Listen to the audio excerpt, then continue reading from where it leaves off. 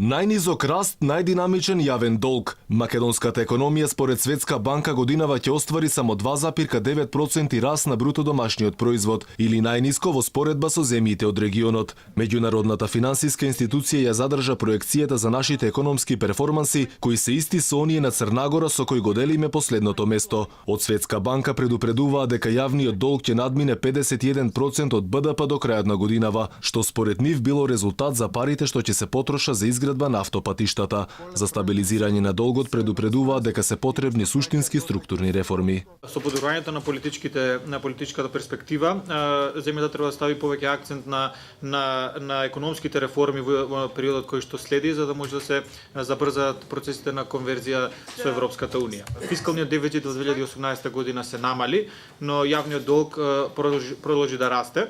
Јавниот долг е предизвик на уште повеќе невработеноста која се намалува, но структурно и натаму загрижува. Притисок на пазарот на труд создава и минималната плата, која доколку продолжи вештачки да расте според Светска банка негативно ќе се одрази врз стопанството, а особено во текстилната индустрија. Дополнително ако се има предвид и фактот дека во споредба со регионот, земјава е најлоша во делот на продуктивноста.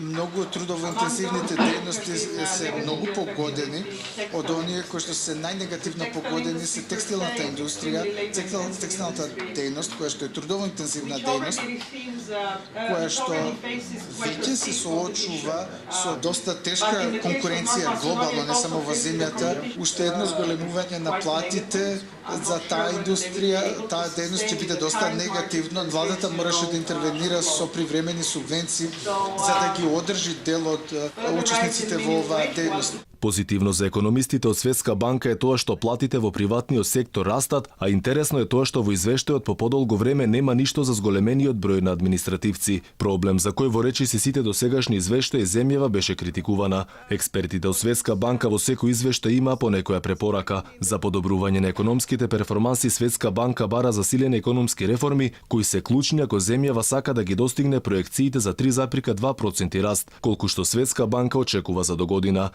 Решувањето на прашањето за името според Светска банка се очекува да ги забрза преговорите со Европската унија, но и да ја поттикне инвестицијската активност во наредниот период.